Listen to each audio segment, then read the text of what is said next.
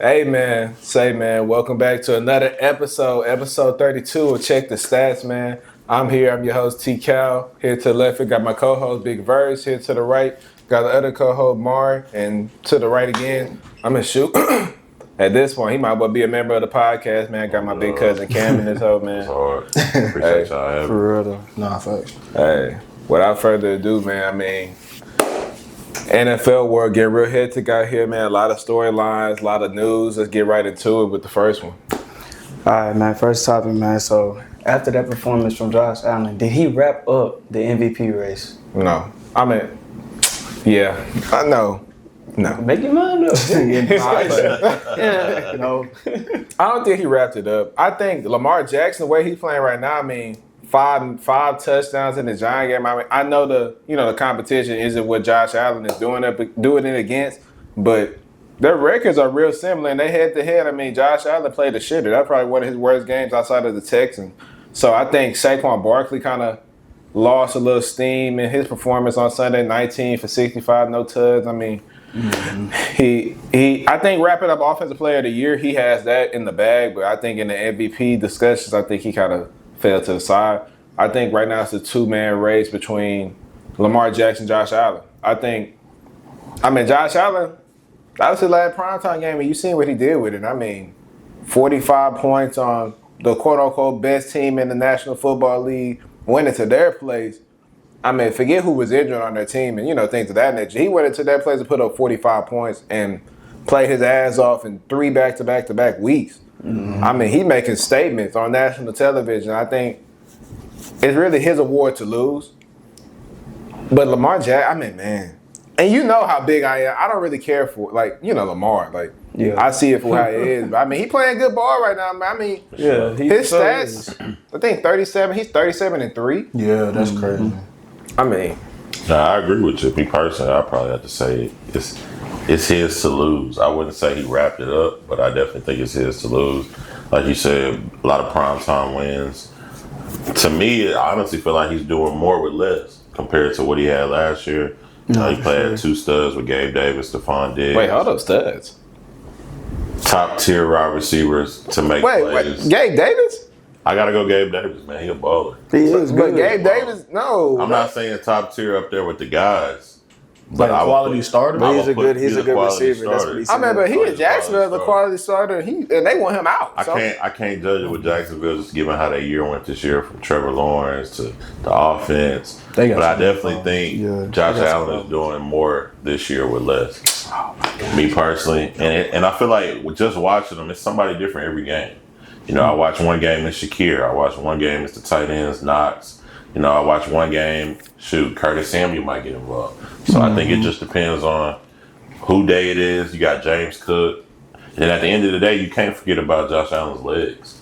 He can sling it with the best of them, but he can also get around and, run it if he needs to when it come down to it. So I'm going to have to say it's his to lose right now. I definitely think, like you said, Lamar Jackson is having a hell of a year, as well as Saquon Barkley. But I'm going to go right now. I'm going to say it's Josh Allen's MVP trophy to lose. Around this time of the year last season, the award race wasn't wrapped up until basically week 17. I mean, you had McCaffrey, you had Lamar. To some people, you had Brock Purdy. I mean, it was a hectic list for sure. Mm-hmm. This year, while the candidates are kind of separating themselves from the rest of the pack in a wider margin, it's nowhere close to being completely wrapped up. I mean, what's in Josh Allen's case is recency bias. Because he has been putting on a show over the past few weeks. Basically, the last month of football, he's been going crazy. I mean, he took on the top-tier team in Detroit, knocked them off at home. That's impressive as hell. Then he ended up being the first person to get a receiving touchdown, a passing touchdown, and a rushing touchdown in the same game. On primetime television, on top of that. That's crazy. Then he lost a game in which he had 6 total touchdowns, 3 rushing, 3 passing, albeit some QB sneaks. But even with that being said, I mean, 6 tuds and 6 tuds. Shit, he done put up 90 points in 2 weeks. Mm-hmm. Think about it, so. But what helps Lamar Jackson in his case is the fact that he got some primetime games. He got some heavy hitters. I mean, he got a monster matchup against the Steelers that could potentially be for the division. And then he got us on Christmas. So, I mean, that's going to be a hell of an opportunity for him to kind of showcase and put his latest stamp on potentially winning his third MVP of his career. And then, even though the noise about him is kind of dimming a little bit, I mean, we can't really ignore what Jared Goff is doing, because the only reason he probably is still in the race is because the way that he has lost. I mean, he threw 5 touchdowns and almost 500 yards. Like, you can't sit up here and say that he played bad. And outside of the game he had against us, he hasn't really looked at turning the ball over a lot. Saquon Barkley slowed down a step, but his team is now tied for the best record in the NFC. And we can't ignore him at all. So while Josh Allen definitely has a lasting imprint on what we see recently right now, the MVP race is far from over. Crazy. You still feel like it's Saquon? God, no. Saquon lost there. I think it's your running back. If you're outside of a quarterback position, you have to be special. And special means, like, eye-popping, like, a receiver, like 2K receiving yards. Or running back, you damn near close to 2K, but hella touchdowns. Like, you're that guy on your team. Your quarterback is not leading the train. So I feel like it's in Josh Allen's hands, honestly. Like, I feel like he can 1,000%. Yeah, like it's literally like the trophy's right there. Like, he can't screw this up. I think if he loses any of these next 3 games, then Lamar Jackson has a chance to do the unthinkable, which is to sneak. Who the Bills got? They got the Patriots 2 times and they got the Jets 1. So they good. But I'm saying if he lose to one of them and have a shitter, I think that ruined his MVP chance, because Lamar got us and Pittsburgh. So that's he got the opponents that'll give him the cachet. I think he'll win both, honestly. Oof. We gonna get into Lamar it. Jackson. We gonna get into it. This ain't Cowboys now. But on to the next topic, man. We see Patrick Mahomes has gotten hurt. So how does this injury affect the Chiefs playoff race? I mean, for starters, I mean, I just seen something Cam sent me today that the dude already back at practice, a limited participant. So I'm looking, I'm like, well, goddamn, like this nigga got some black voodoo magic going on. I mean, we seen how bad the roller was. I mean, it was bad. Yeah, it was bad. And damn, who is PT? Who is his trainer? What the hell? And he had that ankle injury in the past too. Yeah, so I'm looking at it from the standpoint. I'm like, well, damn, like if he is playing against us, hey, all I can say is y'all getting that ass whooped. I'm not hell no. I'm honest. That's a game that y'all could potentially win, especially like on the defensive end. Like, I feel like defense, y'all could kill their offense. Hey, we're gonna get into it, man. Like, I think it's really okay for him to miss against us, more so for his health. Like, you're not gonna leave out there healthy playing against Will Anderson. Daniil Hunter. Yeah, bro. I mean, we have guys, in our end. Shit, Derek Stingley. Yeah, I hope so, huh? I hope so. There's a difference between hoping and knowing, though. Please, we know y'all have to beat them. That's fact. I agree. Wait. What stake do y'all have? Huh? What stake do y'all have? What? What stake do y'all have? What state? What stake? What stake? Like, what stake do the Chargers have? They already clinched the division. We ain't clinched. No, we didn't. No. The Chiefs. Oh, the Chiefs. Shit. I mean, we 7 seed right now, supposedly. The highest y'all can go is 5. Yeah, but I don't know, bro. Injuries killing us, and the offense. We don't have the personnel to do what Greg Roman is asking us to do, and I don't feel like he's the play caller for us. Honestly, I really don't.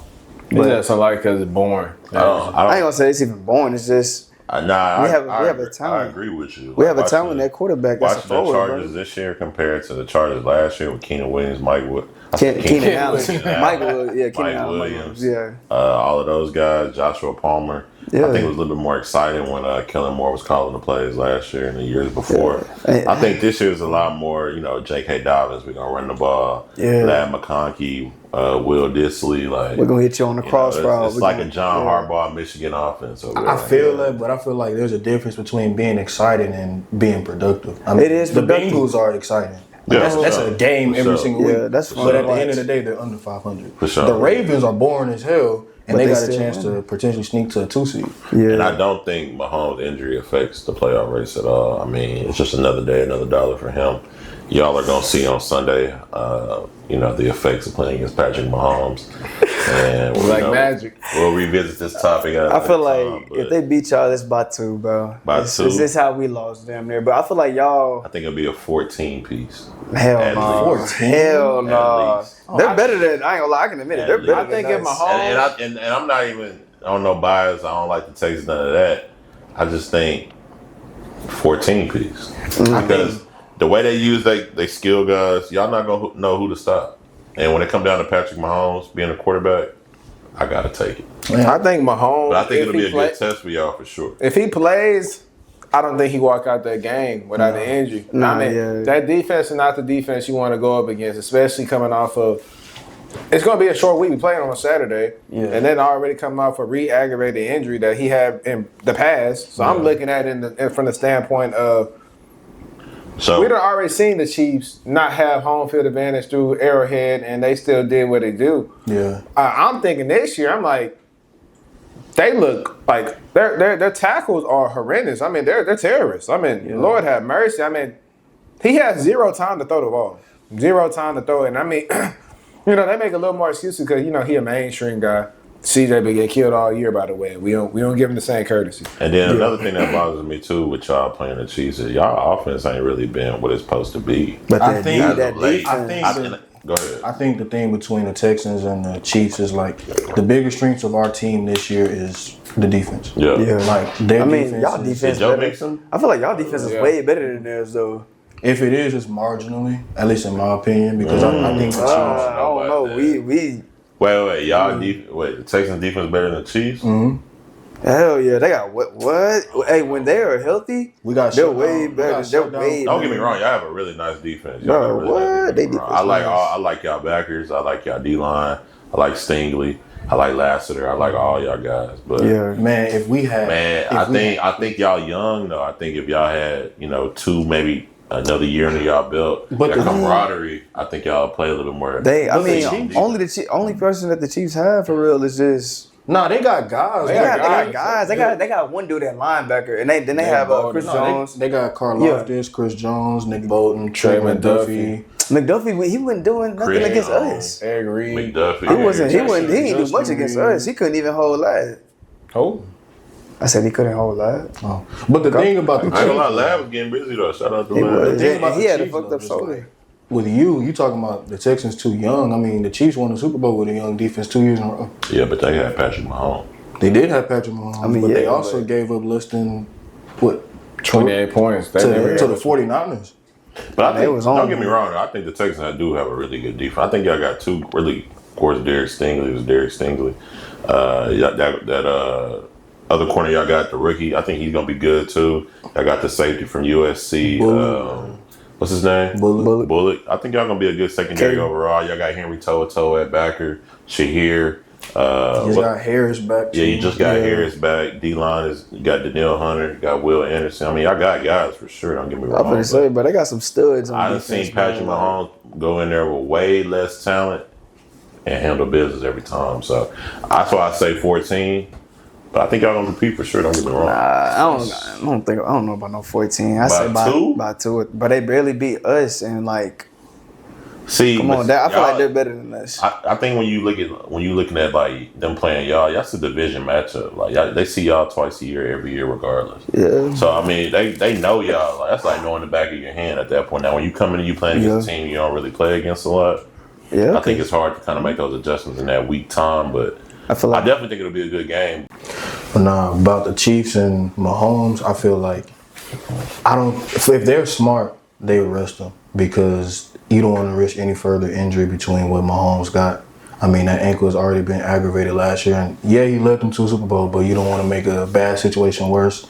Is Carson Wentz a capable backup of holding the ship down for the next however long it should be? I guess we'll find out if they do sit him, but unless they don't trust him at all, which if that's the case, you don't even want him to be on the field. But I think a plus for Kansas City that, I mean, even I have to give them credit for is like when it comes to late game execution, I think they are the best in the NFL. Now, whether that's a plus or whether that's just them getting lucky, either way, they have won multiple one-score games, and they have the longest streak in NFL history. So while that may be just pure having the rabbit's foot on their pocket, I mean, like, at a certain point in time, that is kind of a bit of a skill. So I want to give them their credit for that. But as far as their chances of winning the AFC, I don't think it impacts it if he's only out for one game, if they do the smart thing. Now, if he plays, then you're going against a team that got 20 plus sacks between two guys. So I mean, like, I think he's benefited off of very dangerous. They took care of their business early in the season. Whether you want to say if it's luck or the black cat matches that have been going around like Omari and Chargers fans, and y'all have got it twice this year. That's ass.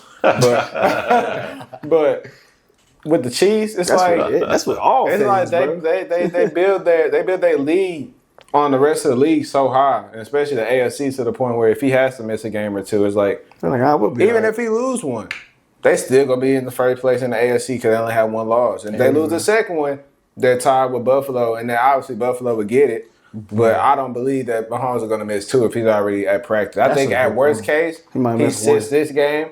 At worst case, sits this game, play the rest of the season. So I think now the AFC would be shook. That'd be best case for y'all. Oh God, that's best case for everybody. It is what it is. I mean, so you see the MVP of the league come up in NRG and get his ass toe up. The worst game. I think it'll be a good game for sure though. Hey, but man, moving on, man. Texans and the Dolphins, man. What is your initial reaction off of that game? Y'all made it way harder than it had to be. They said, what do we normally do? We Texans. That damn Derek Stingley a problem. Derek Stingley a dog for sure. He a problem. I think he solidified definitely an all-pro spot. But I think, and there's no bias with me. I just think y'all made it way harder than what it needed to be. Me personally, I didn't think the Dolphins were a very good team coming in. I knew it was going to be competitive. You got Tyreek Hill, you got A-Chain. Tua is not bad, but I think the way y'all play football, and when I watch the Texans when they having those games where they just on, y'all look dominant in most fashions. So I'm gonna definitely say I think y'all made it way harder than what it needed to be. I mean, a dub is a dub at the end of the day, but I think y'all could have easily walked away with a 20. Was y'all O-line? O-line was struggling again? That's probably one of our best O-line performances of the season, which isn't saying much, but I mean, I like the shuffle. I like the shuffle that we had of Laramie. Then you put Titus at guard with Patterson, Juice, and Blake Fisher. Did Joe Mixon play? Yeah. He had a bad game. Shit. Oh my God. The Dolphins is a real good run defense. So, I mean, we ain't really getting nothing going, but Josh Jacobs didn't get nothing going last week and other running backs that played against the Dolphins. But I feel like the league has to wake up, and we're going to get into the topic later, so I don't want to get too indulged in this, but y'all got to stop paying these damn quarterbacks top dollar and they're mediocre ass. I mean, they gave Tua the keys to the fucking franchise, and he looked shitty as hell without a perfect scenario around him. It was target practice for us. I mean, every time a ball was in there, he should at least have 5 to 6 interceptions. Caleb Bullock dropped about 1, Stingley dropped about 2, and he caught 2. I mean, it was a pick party. I mean, everything is our defensive line, we would get to him, of course, but I mean, he's missing wide open throws. I mean, it's the pocket isn't perfect. I mean, he's just frantic, throwing BS. I mean, it's the Dolphins was not a good team, and I feel real ashamed.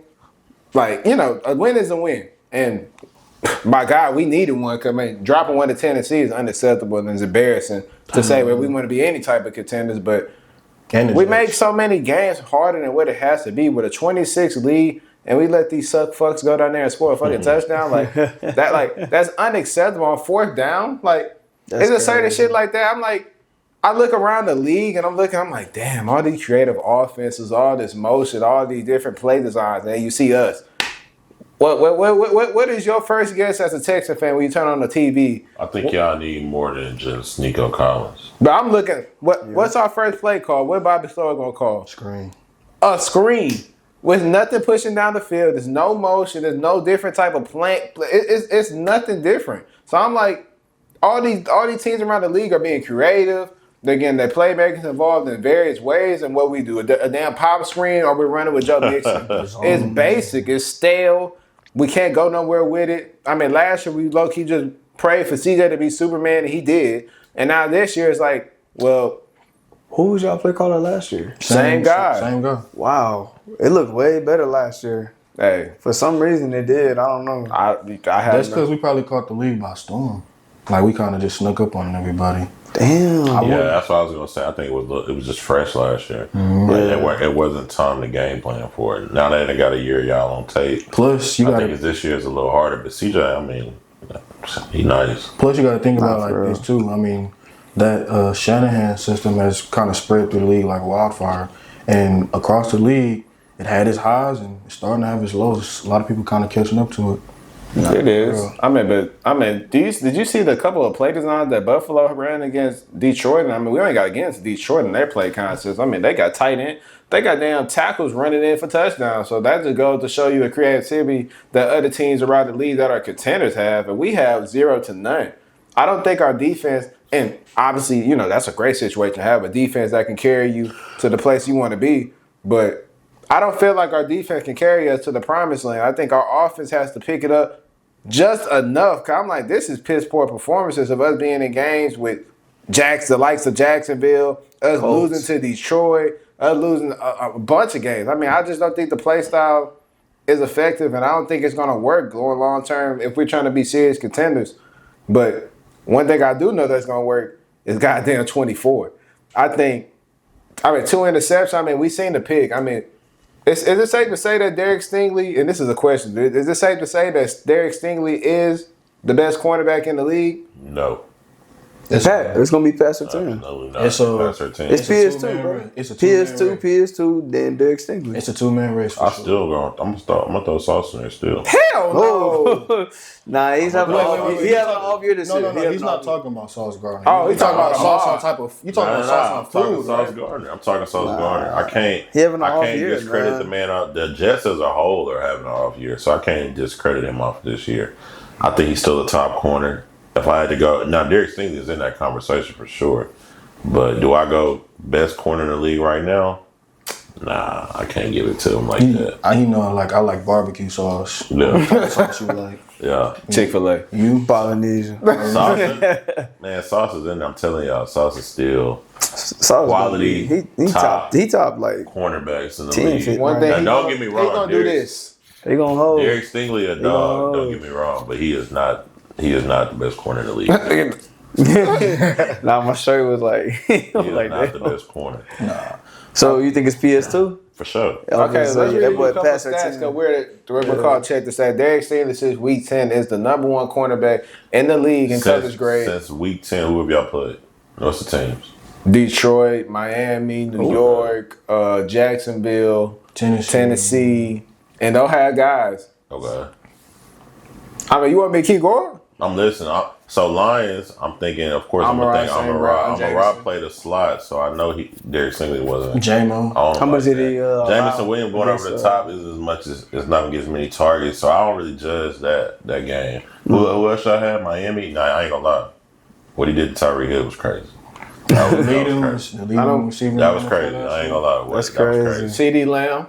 What did he do to CeeDee Lamb? Clamp his ass up. What the hell? He clamped. I ain't gonna lie. He was Duffy. How many yards he finished with? Garbage time? CD? It wasn't on Stingley. That's for sure. Okay, but I can't give him that top. I can't give him that top corner. I mean, number one in coverage grade at 90.1. CD only had 27 targets for 93. Only 5 first downs allowed since week 10. He top 3. 5 forced incompletions, 4 interceptions with a 23.9 passer rating What's allowed. P2 passer rating? Right now? Oh, we ain't looking at all that. I mean, you want me to find it? But nah, I can't give it to him just yet. He a dog for sure, but I gotta go P2. I mean, the disrespect. I mean, I know. No disrespect. I know a couple guys don't like it because it's new, it's fresh. You know, when CJ was coming on, it's kind of like, I don't want to give it. Like, we ain't seen enough yet. Yeah. I mean, but Stingley was like, he was kind of coming along last year. Now this year, it's like, he has the primetime games in order for you to see it. I mean, it's full on display. I mean, he balls out every week. His schedule had gave him top tier wide receivers. I mean, he faced Jettas. He didn't obviously clamp up Jettas. I mean, I don't know why they don't let him shadow. Now they letting him shadow. Is he a top corner if he can't clamp Jettas? Is he a top corner? But I mean, ain't nobody. Y'all taking a long time to answer. Yeah. Now I'm shaking my head. I'm giving you a non-verbal response. But he wasn't King 2 lock up Joe? I don't know. I mean, we gotta see it. Do I need to call that's a good ass Devontae Adams? He's not there yet. Like we seen what happened to PS2, the best cornerback in the league. So let's not just sit there and act like every cornerback gonna lock it up. No, yeah, you know what I'm saying? It's corner. You gon' get cooked sometimes. So who you taking? Out of PS2 and Stingley? Who you taking? I said PS2. Okay, that's all I want to make sure. Who y'all taking? I say PS2. I'm taking I'm rocking Stingley. with the product from LSU. But I like Stingley. Bro, Charles is bro. Don't get it twisted. I still like Stingley. He was just talking about L'Jarius Sneed. Now he talking about Stingley, bro. Well, Jerry Sneed a dog too. Yeah, he nice. But that's your guy. Are you a Titans fan? I'm not even gonna respond to that. Y'all killing me. Hey, tell me so. Say shit. Nah. I don't think I ever met a Titans fan. You still have. I said, welcome Charles Versea. But now y'all got some good corners in y'all division though with him. Lassiter gonna be nice. I like Bullock, the safety. I still like Jimmy Ward, to be honest with you. Yeah, he okay. Peacher, he a dog too. I wish we had him back, bro. He a dog too. So I mean, I like. Texas gonna be all right, man. Don't get me wrong. And they young. Appreciate And they young. But y'all ain't. But Derek Stingley, I don't know. Shit. It's just new, it's fresh. I mean, the fact that you still talk about the fact that you still say Sauce is better than Stingley, to let me know you still stuck on the pad. The Jets have had a crazy year, so I can't take that from Sauce. I mean, you still think? you still Amari Cooper, top 5 receivers. But look, I don't know why y'all don't think Amari if you Cooper. But does that prove my point though? Does that prove my point though? When we talk about living in the past. When we talk about top receivers, what are we judging that off of? Are we judging consistency over a period of time? Or are we judging who's doing what's hot right now? Because Amari Cooper been a dog for it has to be almost 10 plus years, if not. So it's Mike Evans. One of the better route runners. I put Mike Evans in my top 5 last time. Is he better than Amari Cooper? Who? Hell yeah. Amari Cooper is a You said no? Mike Evans, yes. Mike Evans? No? No, Mike Evans is better than Amari Cooper. Whoa, I'm sorry. Man. No, Mike Evans is better than Amari Cooper. But Amari Cooper route running, ability to get open, is slim to none. Yeah, he has some of the best route running in the It's a reason he's still in the league doing what he's doing right now. So I mean, shit, he's 29. He was the top tier receiver. I'm not finna sit there and say Amari was trash, but I'm like, calm down now. Like, I don't know. When I put him in my top 5 right now, when I was last time, I did not, and I still wouldn't. But is he a top 10, top 13, 14? No. Amari Cooper for sure. God, no. We went from 5. He probably from like 15. No, don't get me wrong. I would put him in my top 5, but I gotta give it to, the obvious ones. Nico, Amari Cooper's on some if you know, you know. You know what I'm saying? Yeah. If you know, you watch football, you understand football, Amari Cooper is a dog. He a great fantasy picker. For sure, because he getting 8 catches for 100 yards every game. It's a reason he getting 10 targets plus a game. And I feel like don't judge a wide receiver by his catches, judge a wide receiver by his targets.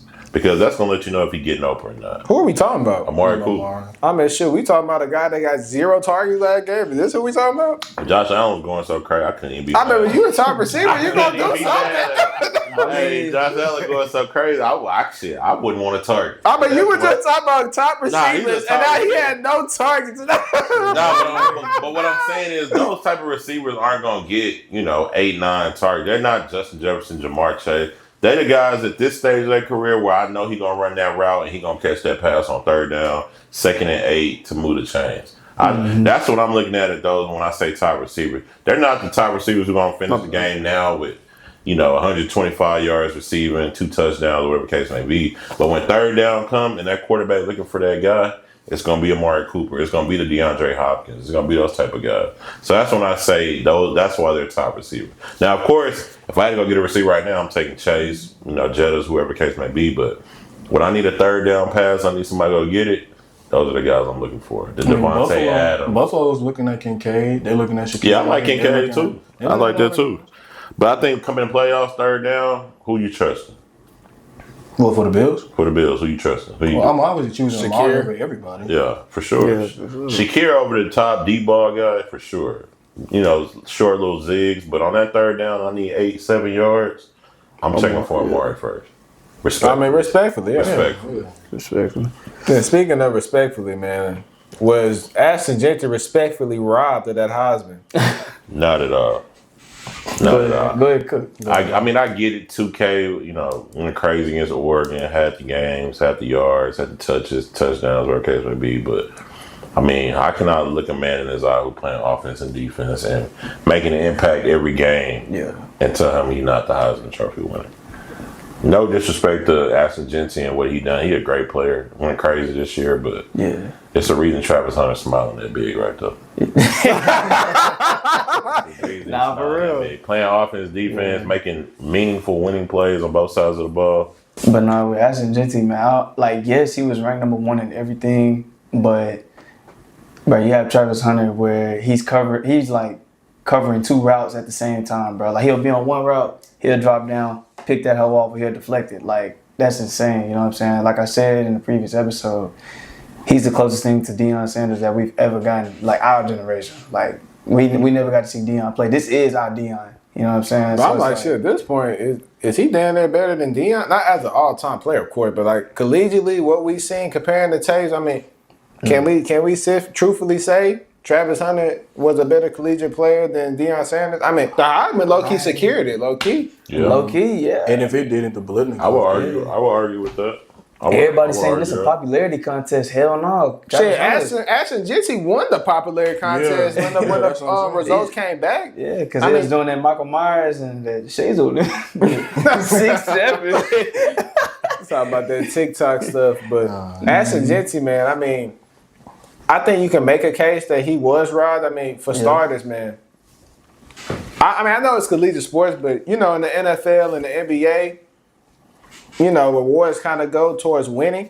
I mean, losing 1 game, securing a 3 seed in the playoffs, running for over 2K yards, almost 30 touchdowns. I mean, running crazy against Oregon. Hey, and then you play number 1 team in the nation, Oregon, and actually like put on a show. Yeah. So I'm like, if I'm Ashton Jeanty, I would feel a type of way because you feel like, I mean, what is the criteria? Like the NBA, it feels like the NBA in a sense. It's always changing in a sense. It's like 1 minute it's the stats, and then another minute they give it to the guy that's winning and also looking somewhat good. I think Travis Hunter, I don't think Ashton Jeanty was necessarily robbed. I think Travis Hunter, what he's doing on both sides of the ball is, quite frankly, it's hard to argue. Yeah. I mean, the amount of snaps that he's playing is unreal. I mean, and it's not BS snaps either. It's meaningful snaps. Yeah. You know what I'm saying? And then he's making plays in every aspect of the game. When it comes down to tackling, I mean, we've seen at the end of the game when he played against Baylor. I mean, literally, he played the whole game, came down, smacked the nigga, made him fumble back in the ball. Nah, I ain't gonna lie. He had a couple. I mean, 3 touchdowns in the opening day versus South Dakota State. To win the game, though? I mean, what? He went off. He went off against Cincinnati, too, to bro. win the game? I never seen a game winning fumble before. But it's the fact that, like, he done went off so many damn times. It's like, we don't even know what time. That's and Jeanty, he's done the same thing, but Travis, it's just like, damn, he caught that? Like, bro, it's just different. Same thing with defense. Being elite, though, on both sides of the ball really what stands out the most. And, like, being the best. Like, he was the best. And, you know, I don't want to sound like I'm biased. I'm just some Travis Hunter lover or whatever. But I think he was the best receiver in college football this year and the best defensive back in college football. And I think it's an argument between both, of course, because obviously, you know, you got your guys that, like, I mean, shoot, the stats prove otherwise. Damn. I mean, you can make an argument for sure. Is it really? I thought it was old boy out of Arizona, McMillan. It's more the taste. Like what do you want? But Travis looked more appealing than like his route running looks better. I think Travis Hunter had a better quarterback too. I think that's way better. But Noah Fifter wasn't like that at Arizona this year. I think he transferred at the end of the year. So you probably got more knowledge on that than me. I think for Ashton Jeanty, you can make a case. But, like, it kind of hurts, though.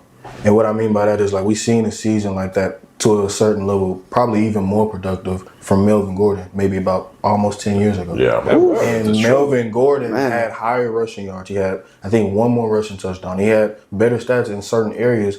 And we're looking at him that he was on pace at one point in time having a season trying to catch up to Eric Dickerson. Well, not Eric Dickerson, Barry Sanders. Mm-hmm. And for him to not even win that, then it's like Ashton Jeanty having slightly less stats. What does that prove for his case? And also what kind of lowers his case compared to Hunter is like Ashton Jeanty is playing the position at an elite level. And we're all going to give him credit for that. But on any given Saturday, Travis Hunter is an enigma. Like, that is a unicorn of a player. Like, he can be the best offensive and defensive player on the field every single Saturday, and there's little to debate about it. I mean, he won the Blitnikoff Award, so you know that he's the best receiver in the nation when compared to the likes of Nick Nash out of San Jose State. I'm going to say, I thought he was going to get them. You see, he got the yards. He got an argument, but I mean, I mean, Tank had an argument. Have you seen it, bro? But his stats are insane. Yeah, bro. his stats are insane. I think he leads the nation. Did you not see Tank's Dale stats 2 years ago? It was better. I mean, Tank's stats was better. He was triple crown. Yeah. I think that quality of competition plays a part too, though. I think so too, but also you gotta look at it from like he wasn't just an elite level offensive player, he was an elite level defensive player. I mean, like the only cornerback in the nation that you would say that could have a realistic case of being better than Travis Hunter, and even if that's the case, it's slim margins, Will Johnson from Michigan. Yeah. If you look talking about DBs, who you gonna name? What, Caleb Downs, Barron from Texas? I mean, like, it's not that many players. No, I'm saying it's not that many players that are playing at South elite Carolina. level. South Carolina got one. No, I'm saying on the level. But you just on that level. Yeah, it's not compared to the rest of the nation. It's not that many players. Ain't that many. Then I think he's the only player in the country that's an All-American on the offensive and the defensive side of the ball. Yeah. First team. So like you got to even make that list, you got to be elite of the elite, and he's doing that on two separate occasions. Playing the whole game too. Yeah. For people that want to bring it down to like just, oh, we only value Travis Hunter because of snaps and how many times he's on the field, it's way more complex than that. Yeah. And if you look at football a certain type of way, you'll appreciate what he's doing at the level that he's doing, because even with the likes of what we've seen from Desmond Howard, the only other player to win the Heisman on the defensive side of the ball, it's just something different about the way that he's doing it right now. But I want to ask one question, though. So, like, Ashton Jeanty, leading the nation in yards by a mile, touchdowns by a mile, and earning a playoff seed, which is obviously very important in his Heisman case. Do you feel like in any type of way it's kind of like, well, damn, like the guy that had an eye-breaking year with yards and all the stats, and on top of that his team is winning, do you feel like he wasn't kind of robbed in a sense? I mean, I know how great Travis Hunter was on both sides, but I'm looking at it from Jeanty like, damn, like I think I bought my ass off, nigga. I got the nation's attention. Yeah. I mean, I could answer that for you right now. Shit, that's what everybody thinks. I can answer that right now. My ass off. I can't get no look. Check this out. I mean, you could say that about any Heisman Trophy winner that had multiple losses. I mean, Lamar Jackson won the Heisman with 3 losses on his resume. Johnny Manziel won the Heisman with 3 losses on his resume. Jaden Daniels won the Heisman with 3 losses on his resume. And those teams, Louisville, LSU last year, and Texas A&M, were nowhere near playing for championship ball. Some teams not even in their own conference, ACC, SEC, whatever the case may be. So it's like, to a certain extent, while the Heisman Trophy does typically go to some of the best players on the best teams, as we've seen from like Jameis Winston or Joe Burrow, Caleb Williams competing for a national championship towards the end of the year, it's kind of tough to look at it as being robbed when we're seeing such exceptional level of play from the other competitors. Because we've seen team players from lower level schools or schools that don't have as much success walk away with that Heisman in their hands. I mean, hell, RG3, he got that mug, and he was at Baylor with a 9-3, 10-3 record, and he wasn't even sniffing a championship, maybe not even the Big 12. So it's like, I see where you're coming from, and I definitely respect it, but history showcases otherwise. All right, one question, and we can move on to the next segment. So, do you feel like Travis Hunter played do you think Travis Hunter and Ashton Jeanty was anywhere like close, like as far as play at the position? Like, do you feel like Travis Hunter was that much better of an offense, a receiver in DB than Ashton Jeanty was as a running back? Nah, I think it was a slim. Don't get me wrong. Ashton Jeanty is a hell of a player. Don't get me wrong. But it's hard to argue that a guy who's playing offense and defense, 100+ snaps a game, meaningful impact on both sides of the ball. He damn near was Shador's number one receiver. He the number one corner on the defensive side of the ball. Yeah. He covering all the good receivers. Mm-hmm. I mean, that's hard to argue. But I mean, like you said, Jeanty rushed for 2K, but it's like, I mean, we might have got bored watching him run so much. You know what I'm saying? When you playing against Travis Hunter, you don't know where the play might come from. It might be a pick. It might be a touchdown. It's electrifying. It's fun to watch. You're sitting on the edge of your seat, like when is this gonna happen? Yeah. I think when you think about Heisman player, those guys that win that Heisman, they had you sitting on the edge of your seat, like, damn, what are you finna do next? Yeah. The value that you get from Ashton Jeanty is incredible because of how great of a running back he is. I mean, he's on pace for Barry Sanders. He's like 100-something yards away. And if he goes to the national championship game and Boise State makes a run, then he's most likely going to get that shit with ease. He could get that in his next game, and that could be his final game of his collegiate career. But the value that you get from playing one side of the ball doesn't amount to the value that you get from two sides of the ball if both are playing at such an elite level. Ashton Jeanty is an elite running back. Travis is an elite receiver and an elite corner. If I could get two for the price of one player, I'm going to always take that over only one side of the ball getting an impact. All right, well, speaking of impact, man, let's move on to the next topic, Omari. Does Brock Purdy deserve a contract extension next year? Hell, fuck no. Let's first off, we're going to start off by saying this, and I want everybody to listen up. How many times do I have to tell y'all about paying these subpar quarterbacks top tier dollar because of the position value? It makes no damn sense. These guys are average Joes. These guys are Sam Darnolds. These guys are, I'm just naming you some mediocre quarterbacks that you can kind of put in its proper perspective. This guy right here, Brock Purdy, is an average Joe surrounded by amazing talent. And obviously he went to a Super Bowl. You know, he did his thing or whatever. Good situation, whatever. But no Trent Williams this year. No Christian McCaffrey this year. No Brandon Ayuk this year. Defense not playing as well as it normally does on its average standards. Kyle Shanahan's still the damn head coach. He's still giving the play calls. Why the hell it don't look the same? Because you don't have Christian McCaffrey. Okay, but that's Trent Williams, but that's people you just named. Okay, but that's my point. That's why I wanted you to say. So why the no? Because you hear it now, you gotta say it. So why would you pay all this money to a guy that's so dependent on other guys for him to be great? No, because look, let's go down the names. Josh Allen, we got rid of the top tier guys, like you said, and he has a good guy, by the way. I'm not saying this. This is what he's saying. He downgraded on skill position and damn near MVP candidate. Yeah. Lamar Jackson, skill position. They've been fishing for receivers, quote unquote, even though his game is throwing the tight ends and running backs. And is he not having an MVP level season? Is he not looking like a game changer without an ex receiver out there getting paid close to $30 million a year? Yes or no? Okay, so let me chime in on this because I got him, man. Let me chime in on this. Did Tua get paid? Yes. So why wouldn't you play Brock Purdy? Because you're looking at the Tua situation, you like, well, damn. Well, hold on, I could. If Tua got paid, why in the world would Brock Purdy not get paid? No. Now let's go back. Let's break down your earlier statement. You said you brought up Josh Allen. That he better. You brought up Lamar Jackson. You brought up Sam Darnold. You brought up all these guys. Lamar Jackson, Josh Allen, the Joe Burrows of the world. Shit. Mahomes. Those are dynamic quarterbacks. Those are quarterbacks. Those are guys you take and you insert into a situation and it all changes. Brock Purdy was a guy who might come in and run the offense right. But that's okay. What's wrong with that? You know what I'm saying? I feel like we always want to take away from his situation. Like, if I'm putting on a team with Trent Williams, Christian McCaffrey, shit, Deebo Samuel, Brandon Ayuk, George Kittle, shit, I'm going to want them to play too. I don't want to play no game without them.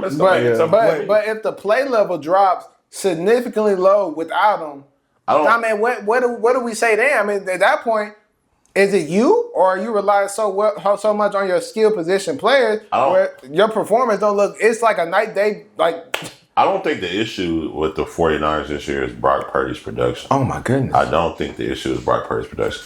We've seen games where just last week, Deebo Samuel dropping the pass.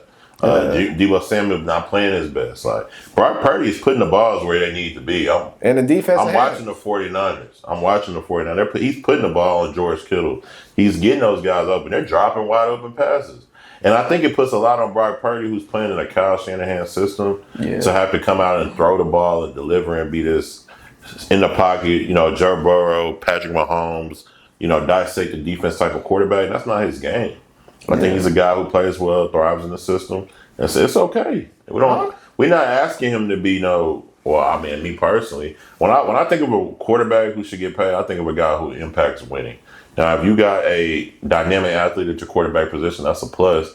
But ultimately, the name of the game is winning. Okay, so Brock Purdy. And even with that, what you said, they haven't just really had a bad year. What are they now? Like 6 and 7? 6 and 8. 6 and 8. They still can make the playoffs. They're not mad. I'll say this, and I'll allude to both of y'all's points. I'm gonna start off by trying to defend him before what he's saying. I understand that. You don't want to pay guys to the level of who you would consider like average or mediocre, like Tua. But even with that being said, we gave Tua an ass beating last game. The play at quarterback would be significantly worse without him. And we've seen that for over the stretch of the year, which is why they did pay him, because the level of offense that they were getting. I mean, people were questioning whether Tyreek Hill was a top 10 receiver when they had the backup quarterbacks in. I mean, it was atrocious for them. And then to kind of help out with Brock Purdy's case a little bit, it ain't that many quarterbacks that can go to the Super Bowl. And that's what I was going to bring up. And that's kind of like... Sometimes we kind of get caught up on like who's hot as opposed to... We think it's so easy just to dump the quarterback and go get another one. I think that's hard to do. That's what I'm saying. I made that point. I made that point a few episodes ago. It's like the grass, it may not always be greener on the other side. Trey Lance, prime example. But at the same time, if I'm the 49ers, if I'm John Lynch, and I'm thinking to myself, with a perfect scenario, we walk out of the Super Bowl on the offensive side of the ball with the lead and lost it after a game-winning drive by Mahomes, with all of our perfect players in, offense, defense, everybody there for the most part. You have to. And then when, at the second that the season is over with and we transition to the next year, and guys start to get injured, or guys start to want the ball more, and guys start to, question whether to play on a football team, and the gap between a Super Bowl caliber team and a team that can barely scrap their way to a 500 record is widening, I'm putting myself in a position of hitting that pause button on giving him a contract. Because a quarterback is supposed to be able to answer a lot of problems that a team has. I mean, if you have a bad defense, a quarterback's supposed to go ahead and get you 30. If you have a bad play caller, a quarterback's supposed to improvise. If you have a bad running game, then that passing game needs to be elite. If you have a bad set of circumstances, you're supposed to do what you got to do. A bad hand that's dealt, you play with the cards that you have. And right now, Brock Purdy isn't doing that. At least not in an elite level to where 49ers should feel rushed to give him a new hefty contract, in my opinion. So I'm looking at not even diving into the stats, I'm looking at the scores of the game this year. Without all these players, IU tearing the ACL, all these people getting hurt, that basically been out McCaffrey all year, they're still putting up productive numbers. Like, they're still averaging 25, 26 points a game, 30 points a game. So I don't think it's Brock Purdy's fault that you put a pause on paying him. I think he deserves to be paid. Yeah. If you don't pay him, who else you gonna pay? Facts. You don't have the draft capital to be able to wait, to pick 22, 23 and get a good quarterback. You don't have that opportunity. We don't have the luxury of going in free agency and, picking up another quarterback like that. So do what the Rams did. Get an older quarterback? Get someone that you feel like is slightly better and ship them off. I mean, put all the poker chips to this 1 year. Since y'all looking for a Super Bowl, might as well just plunge. I mean, if you're not going to have a high enough draft pick to draft one of these top guys, and your talent isn't going to stay there forever. So, I mean, if you want to maximize what you can out of this roster, this is probably the last opportunity to do so. You want to put all your chips to the table. It won't be this year because, it's over. It's over for him this year, to be honest. I mean, I think if they somehow, go on a run, They're still in that division with the Rams. You know, you still got to see the Rams. What are they? The Seahawks and the Cardinals. They got a losing division record. I don't think they're gonna win that division or even sneak in the wild card. But I think if I'm John Lynch, me personally, I'll pay Brock Purdy. Yeah, I wouldn't give him a cent. I'll pay Brock Purdy. I would have waited. He's the best at 30 because he got a year left on his contract. This is what, 4th year? I think this Third is his. And me personally, I don't want my quarterback going into his last year contract. This is his third. I think his Rookie contract quarterback is going into the last contract year without a contract. I think you got to pay him. You paid everybody else. I feel like you can't pay him at that positional value because of how valuable that you know that these other. Who's better, Tua or Brock? Toss up, I can't tell you. Okay, but you pay Tua, you got to pay Brock. If you pay, I'm saying it's realistic going to happen, but should he get his money? No, absolutely not.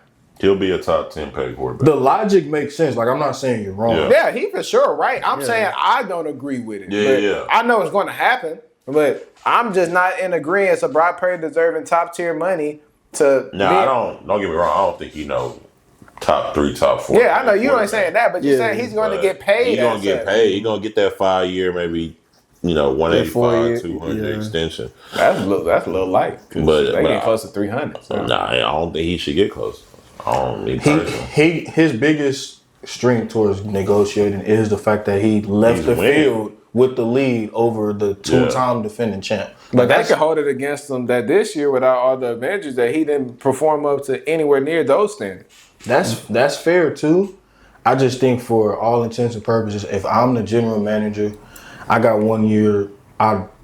Realistically, I give him another year as far as like, okay, are you this guy that took us to the NFC Championship and the Super Bowl in back-to-back seasons? Or are you this guy where you need everything to come out picture perfect? Because they went through this rodeo before with Jimmy G. He got 3,000 yards passing, number 13 in the league, 15 touchdowns, tied for 19. 9 picks, tied for 80th, and a QBR of 65.2, which is number 10. Now we could blame injuries on that. And that's without top guys. So I'm thinking add those top guys in. That's true. He's in that top. I mean, but do you not throw the ball out when you're losing the game? I mean, you do, but they haven't really been losing a lot of games though. They lost 8 and they played 14. But a lot of those games were close though. That's true. I mean, you still lost. But Dak Prescott, I mean, he's a prime example. He was he take me down 21-28. He'll come back, lose by 3, and he threw for 500 yards, and everybody throw him a pity party because his stats look nice. I think stats don't tell the whole story. I think if you watch him play, he has spurts when he's good, and he has spurts when he's shit. And I agree. But that's any quarterback though. No, but I'm saying I see a lot more of shit than I see good, and I feel like that's why I'm saying he don't deserve any type of money coming at max level or anywhere close to max level. But you know what's crazy? The NFC race, man, coming down to the wire, man. Who do we have coming out of the NFC? Oh, that's tough because the Lions, until you show me differently. The loss to the Bills doesn't bother me. Yeah, I'd rather them go lose one now than lose one late. I'm still gonna go to Lions. I want to look at their schedules. Yeah. Like I want to see what their schedules looking like. Because the Lions, the Lions, they play the Bears, then they play the 49ers, and then they got the Vikings. That's gonna be the primetime game. That's gonna be that's gonna be the flex for Sunday Night Football. I think that's gonna be the deciding factor between who wins the NFC North. I think all 3 of their games would be pretty good. I think that'll be the deciding factor. The Bears aren't good on offense, but the Bears play great defense. Nah, they do. Sure, they just gave up 30. I mean, yeah, but shit. I mean, it's when bound you to get the ball 50 times, your offense ain't you bound to score. When your offense not moving, you touch the ball 50 times on offense, you gotta score 30 at least. But I think right now, I still gotta go with Jared Goff. Hey, I go with my boy Jared Goff. The Vikings, they play Seahawks, and then they play the Seahawks, and then they play the Packers, and then they play the Lions. Geno Smith just got hurt. Damn, that's a fucking gauntlet. That's a gauntlet. Yeah, that's the Vikings. Smith just got hurt. Not worried about the Seahawks. But Packers and Lions? Yeah, Bears and Lions. No, for the Vikings. Oh, that's for the Vikings. Okay. No, this is the Vikings. Okay, who do they get? Seahawks. They got the Seahawks, and then they got the Packers, and they got the Lions. Damn. That's they got some. That's a gauntlet. Some heat to play. But I like team, Jordan Love though. Yeah, my team I probably would say come out the NFC now is the Packers. I think the Packers is the biggest wild card. More the fact of they did lose to the big teams in the NFC, which is Detroit twice, and also calling them plays. Yeah, they lost to Detroit twice. They got some easy games. They finna play the Saints. Not to cut you off, but are you talking about come out of the NFC to go to the Super Bowl or to win the? Okay. I got them coming out the NFC to win the Super Bowl. I mean, not to win the Super Bowl, but go to the Super Bowl. Okay. I think more the fact. I mean, y'all take a look at this. I mean, this list is. I mean, this is a book. Ooh, I mean, it's bad. These are the amount of guys that are missing time on IR. I mean, star running back David Montgomery. You got Aleem McNeil. He's out for the rest of the season. You got 2 starting linebackers out. You got Carlton Davis, your starting tackle. Your starting cornerback out. Derek Barnes out. Marcus Davenport out. Aiden Hutchinson. I mean, the list goes on and on, man. They have a long list of injuries, and it's only getting bigger and bigger, and it's coming to more key guys. And I feel like it's only a matter of time before you're able to plug in the next guy and be like, okay, you go out there and you go play at this all-pro level like this guy just did. And I feel like we're seeing the results in it. Obviously, with Detroit giving up so many points, they couldn't stop nobody with their top guys to begin with, but now it's, it's kind of a free-for-all. So I feel like with Detroit, they're going to have to eventually start slowing down. You can't if Jared Goff can keep up this level of play with the amount of guys that are going down, man, he earned a whole different level of respect I didn't think he had. Mm-hmm. But as far as I know, man, going down 14-0 to the Buffalo Bills with all those guys still being there prior to David Montgomery being injured, prior to Aleem McNeil being injured, Carlton Davis going on IR. I mean, he didn't get the job done without his Avenger team. So I feel like Jordan Love, I mean, I done seen him enough on primetime to I mean, Lord have mercy. I mean, it's like their team shouldn't be as good at what they are right now based on like their skill position when it comes to like who's their alpha receiver. You couldn't tell me. Romeo Doubs. No, he's not. Because it's an anybody game. You can go back to the stats. You can go look at what he just did last game. I don't think nobody went over 45 yards, and I think that was Christian Watson. So I feel like it's a well-balanced attack. You don't know where it's coming from, and they got a good tight end in Tucker Kraft. You got Christian Watson, who's a deep threat. You got Jada Reed playing the slot. You never know. He might go for 150 yards, 2 touchdowns, or he might go for 0 catches, 0 yards like he did. It sounds like the Lions. The exact line. But unfortunately for the Lions, a lot of their guys are injured or banged up out for the year. This team is getting hot at the right time. Yeah. I know they lost to Detroit twice, but I mean Detroit last year for them too. They got hot at the right time. They ended up going on that run, playing 49ers in the NFC Championship. What hurts the Packers is like. What hurt him? I'll tell you. He's like, listen. I'll say this. How has Jordan Love been playing? No. I'll get to that. What hurts the Packers is like, there's no way in hell they're going to get first place in the North. We can all agree on that. Yeah, for sure not. Do you think they could catch up to whoever is the loser of the Lions and the Vikings for the 2 seed? No. So at best case scenario, they're a 6 seed in the playoffs. Yeah, what that mean? You're going up against the 3rd best division winner. So they either and the 3rd best division winner at this moment in time would be what, Tampa Bay? And I think they smacked Tampa Bay. What? You think they smack them? I do. I think that'd be they got Tampa Bay. They got some guys. They got Tampa Bay. I think they Tampa Bay should be 4th. So they got Detroit, Philly. You got and it's a toss up between Tampa Bay and Rams. Yeah, Tampa Bay and Rams. And the Rams and Tampa Bay are both 8. So you're confident in seeing the Rams if you're a Packers fan? No, you're confident in seeing the Bucks that's already frisky as hell and getting hot at the right time. I'm going to say they are literally getting hot at the right time. Yes, hell yeah. I think they got a better chance to beat the Bucks than they do got to beat the Rams. If they can stop that run game, then that's a shootout. Who run games? The Bucks have a good run game. No, the hell they don't. Hell no. Rashad White, they don't. Hell no. God, they be getting busy on the. They do. Bucky Irvin be getting some little check down play. They don't be just running down your throat. Like not at all. What the hell? Mike Evans get busy. Hell, we told you said run game. He do. He get busy. He don't run. I did say that, but I just said Mike Evans missed. And he missed like 3 games. Oh yeah, for sure. Come on now. I'm not real too confident about the Packers if they were to get that 6 seed. At least that's what it looked like their most likely outlook would be. Philadelphia it's so hard to trust them because of everything that they constantly do. I mean, like they look good and they have I think the longest winning streak in the NFL right now. What with 11? No, it's not 11 because they 12-2 right now. But I don't think they're 11. Yeah, it's 12. It's 12. Yeah, but I mean, they're a good team for sure. I'm not going to sit up here and deny that, but I don't know. I just don't want to fall into that Philly trap again because we've seen this rodeo before. And then the Lions, like, I still think that they are the best team in the NFL when healthy. But at a certain point in time, you cross a line where you just can't cross, where there's so many injuries mounting up on you that it just seems insurmountable. We've seen the Lions lose their star player, Aiden Hutchinson, and they got the production from the D-line that I haven't expected. And it's been relatively good. Yeah. But when you're losing 2 corners in the same game, when you just lost half of your dynamic duo and your running back in core and David Montgomery, and now it's just Sonic instead of Sonic and Knuckles. A Lehman Mill. I feel that. I understand that. But at the same time, it's like you losing so many defensive players, and the defense wasn't that good to begin with. So it's like, if you couldn't stop a nosebleed with all your healthy guys now, then it's like, what hope do you have against going into games where you need a stop and you can't get one? I mean, they went for it on 4th down, and that's how they ended up winning against the Packers because they didn't trust their defense if they kicked the field goal early.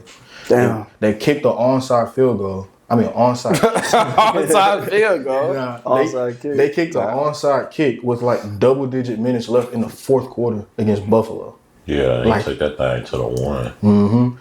So the team that I think has a realistic chance of like the Vikings. I think so. The Vikings. I think so, and the reason why is I think a lot of people are kind of now getting hip to what Kevin O'Connell can do. And the amount of wizardry that he has on the offensive side of the ball with making Sam Darnold look like a relatively damn good quarterback. The running game looks pretty good. You got a top 2 receiver who's going to get that number 1 spot in Justin Jefferson soon. What? I think he's get that number 1 spot soon. Hell. We'll get into that another day. 1A, 1B. For sure, right now. Nico 1C. For sure, right now, for sure. What are we talking about?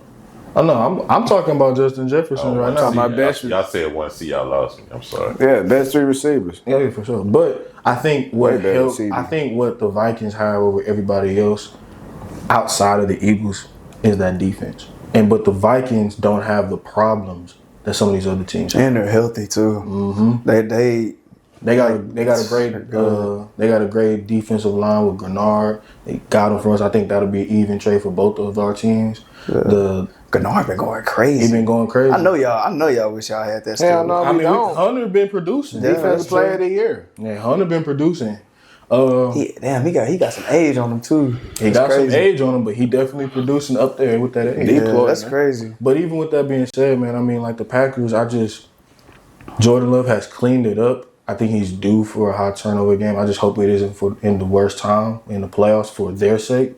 For Detroit, the injuries are just mounting up. And then Philly is just like, there's so many problems internally. Maybe I'm overblowing it, but at the same time, I've seen situations where light just fizzes out and just blows over and messes up a whole season for a team. That's what I'm saying, like a whole meltdown. I mean, when we got a coach that messed around and went to the playoffs back-to-back years and then, for 3 straight years. And then he went to the Super Bowl 2 years ago, and he's still on the hot seat. That's crazy. When you got a running game that's been as dynamic as Saquon Barkley, dynamic receivers in A.J. Brown, Devontae Smith, when you got a quarterback like Jalen Hurts doing his thing, and a young defense that's handling business, and you're still walking away getting the biggest storyline from the game is what's happening post-game, that's a problem. And I think that for the Vikings, they have a clear shot. It's a tough-ass schedule, for sure, and it's not guaranteed. But if they get that 1 seed, I ain't gonna lie. With the way that the landscape is looking in the NFC, it might be Minnesota's chance to rock out in this. They can do it. As long as Sam Darnold, their quarterback, I have no faith, belief. But Sam Darnold been playing good. Let me ask He's been playing good football. Let me ask you a question.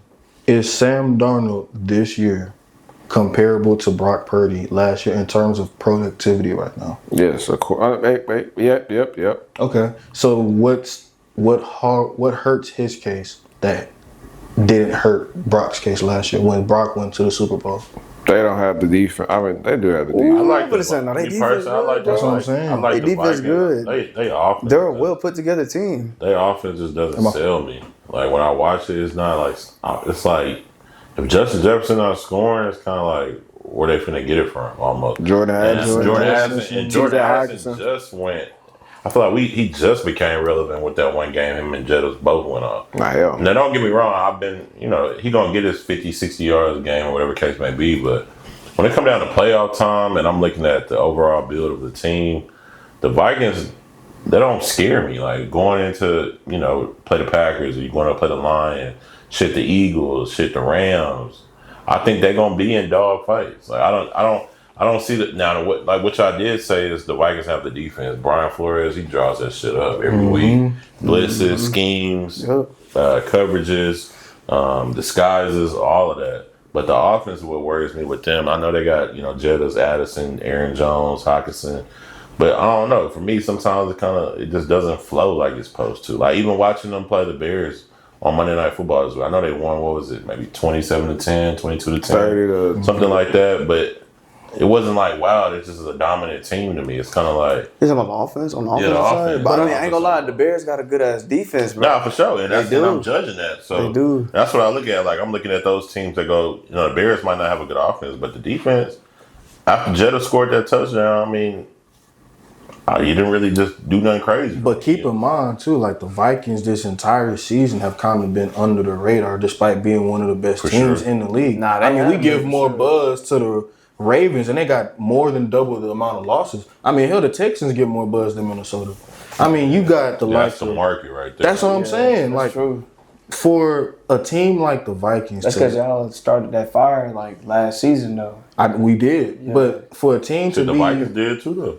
The Vikings last year. Nah, it was the Vikings like hell no. They was balling until Kirk Cousins got hurt. Vikings was balling. Hell no, they was losing before that. But he was putting up them numbers. The Vikings were but they were losing. I understand that, but they were relevant. I'll put it like they that. were relevant. Yeah. They were relevant. And because me personally, the reason I got so much respect for them is because I thought they would finish last in the division. I did, and they shut that shit up real quick. When they said Sam Darnold starting quarterback, I did too. Exactly, and I didn't think they was gonna do nothing with JJ McCarthy anyway. Yeah. But Kevin O'Connell, he's a very fucking coach. Hell of a coach, and they got. Would you call him what's that word you be saying? Quarterback guru? Hell yeah, he for is. Sure. Yeah.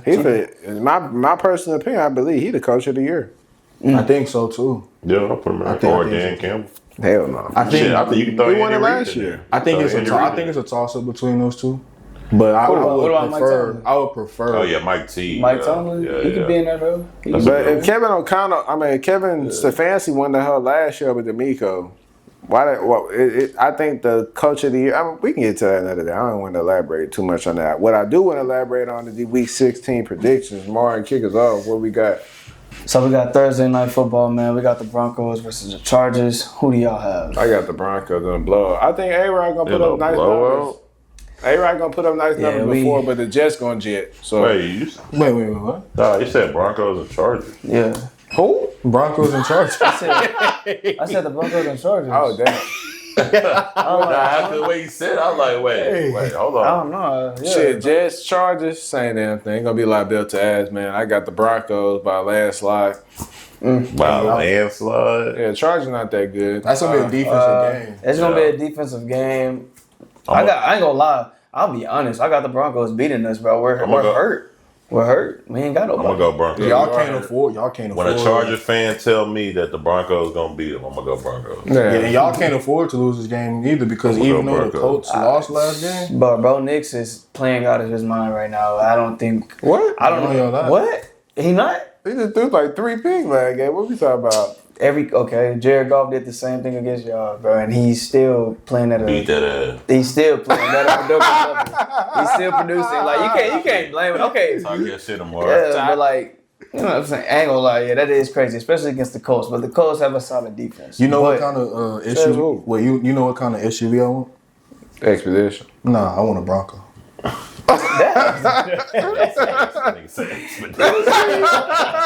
Alright, but next game, man, Saturday football. Saturday. Man, we got the Chiefs versus the Texans, man. I ain't gonna lie, I got the Texans. I got the Texans, man. Texans dubbing that shit. Mahomes, sit your ass down. Come on, this ain't the week for you. I think y'all gonna have Carson Wentz in anyway, and ain't no way he finna turn into what he used to be with the Eagles. I'm gonna take Patrick Mahomes for 500. 5. Were they playing at Arrowhead? Yeah. Nah. And y'all think the Texans finna walk in the Arrowhead? Oh yeah, it's gonna be a low scoring game. But who's gonna win?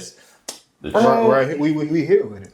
Come on now. We here with it. Come on now. Come on now. I know you want to be a Chief, man, but at the end of the day, what state were you born and raised in? He a Cowboy fan. I'm not a Chiefs fan. I don't support the Chiefs, but what state were you born and raised in? Colorado. I'm born in Colorado. But I'm gonna take the Chiefs, man. No way y'all walking the Arrowhead and beating the Chiefs. Shit, now, it's possible. Anything is possible, right? Yeah. All we gotta do is wake up in the morning. But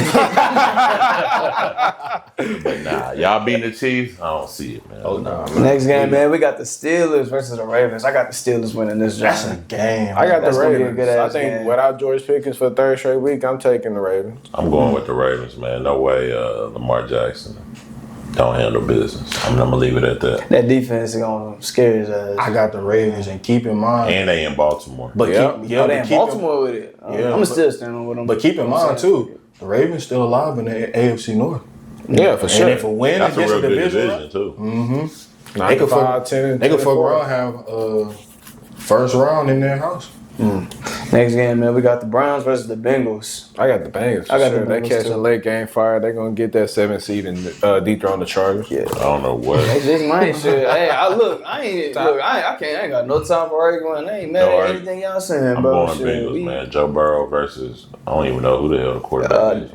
What'd you say? DTR? DTR. Yeah, Dorian Thompson Robinson. I think that's his name. Yeah. Hey, put some It respect could on be that. Stone Cold Steve Austin. It wouldn't matter.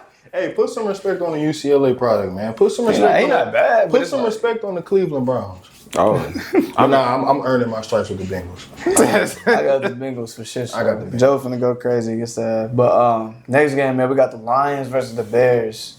Lions in a blowout, man. Lions. Them boy For Lions. sure. They can't. Bears can't even score on offense. They struggling. So Tyler Williams out there thought he was playing against freaking San Diego State. I got the Lions, but it's gonna be closer than what people expected. Kind of like the Thanksgiving game. Shout out to Bears defense too. yeah, for sure. Who you got? All right, said it. You already said yours. Next game, man, we got the 49ers. Exactly who you got. I ain't hear. Who you got, bro? I ain't hear that dude. My fault. Next game, man, we got the 49ers versus the Dolphins.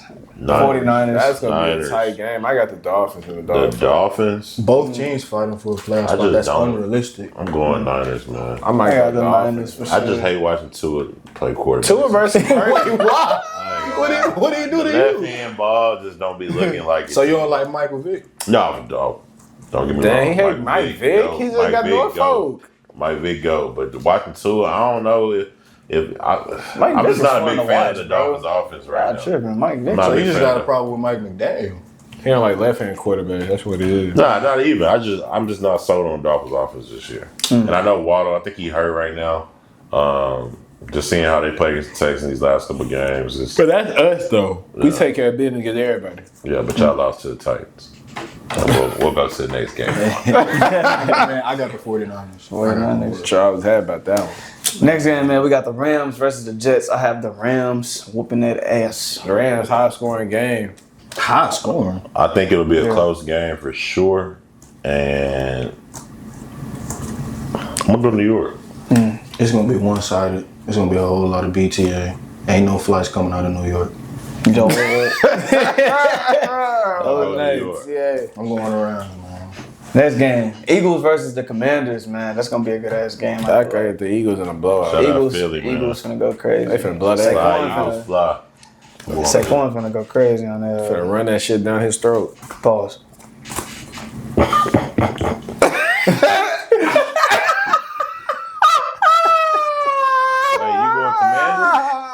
You going Commanders? Get your. I think your boy, cause I said it. I said that shit. I ran that shit down his throat.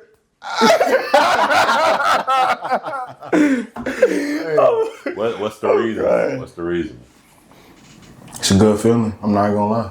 They fighting for I think something it'll be a too. good game, though. Yeah, I think They fighting for something too. I don't think it'll be a blowout. But They fighting for pride, but they fighting for a playoff spot. I think Cliff Kingsbury got to let Jaden Daniels get busy with his legs a little bit more if they're going to have an impact again. To get some momentum. But they playing in Washington, too, so I think that's going to be a big part as well. To get some momentum for the postseason, they're gonna need all the help they could get, and the best way to get that is to be the division foe. Next game, man, we got the Falcons versus the Giants. I'm excited to see what Michael Penix does, so I'm going to go to Falcons. I'm going Falcons. I'm going to go Falcons. Sure. I think he's finna be a game changer. I hope he is. There's no reason to take the Giants. Yeah, at all. MPJ, and I'm not talking Michael Porter Jr. Yeah. Let's go Falcons. This game, this going to be a good ass game. All right, Cardinals versus the Panthers. Who y'all got? That's going to be a bad game. I don't think it'll be bad. Bryce. Shout out Bryce. Kyler Murray, man. Go, bro. Let's go, Bryce. Show me some Panthers. I got Panthers, man. I got the Panthers, too. I got Carolina. The next game we got, man, Patriots versus the Bills. Bills. Josh Allen finna have another crazy game. Bills, man. Shout out to MVP. Nah, I'm not even gonna do it to y'all. I got the Bills. I got Bills. I'm finna say. Like, ain't no way. But next game, man, we got the Jaguars versus the Raiders. The shitty bowl. Shout out Mac Jones, man. I'm gonna go to Jags. Yeah, I got the Raiders in a close fought game. I'll go to Raiders for sure. Tennessee, Jacksonville, big foes. Damn, they only won 2 games. Holy shit. Oh, Jaguars only won 3. Goddamn. Next game, man, we got the Buccaneers versus the Cowboys. I got the Buccaneers. yeah, that's a belt to ass. Yeah, that's Nigga, a- Buccaneers. Oh my God. Mike finna go That ain't gonna be crazy. close. 6 catches for 103, 105. Diggs out for the year too. Y'all wanna know where I'm going, right? Gentlemen, what we have here is a clear. Hope that. No, listen, gentlemen. What we have here is a clear example Hey, of delusion. I'm going with them boys, man. It's on Sunday Night Football too, if I'm correct, right? Nah, Yeah, they put that on you. Sunday Night On Football. Sunday Night Football. That'll be a good game. I won't lie. Hell no. Where Yeah, they it is playing on at? Sunday, Where they yeah. playing at? Cowboys at that stadium. Nah, come on now. AT&T. What is that? What that mean? I've been struggling at home. Hey, we might not struggle on Sunday. The last game, man, we got the Saints versus the Packers. The Packers are playing at home. Go Pack, go. Cheese heads, let's go. Go Pack, go, man. I always fuck with cheddar. Hey, and concluding the Week 16 predictions, man, is this episode, man. If you made it to the end of the episode, man, we appreciate you. Make sure you like, comment, subscribe on the video, man. It's only going up from here, man.